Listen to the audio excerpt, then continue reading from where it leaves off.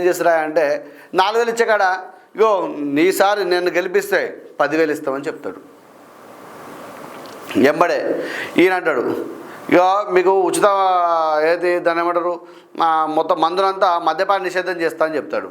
ఈయన అంటాడు కదా పూర్తిగా మద్యపానం ఆయన చెప్పేది చేయలేదు నేను చేస్తా అని చెప్తాడు. కానీ ఏం చేస్తాడు తగ్గించుకుంటూ వస్తా అని చెప్తాడు. అప్పుడు ఏం చేస్తాడు ఈ కోటర్కి 100 రూపాయలన్నది కాస్త 200 చేస్తాడు, టైమింగ్ తగ్గిస్తాడు.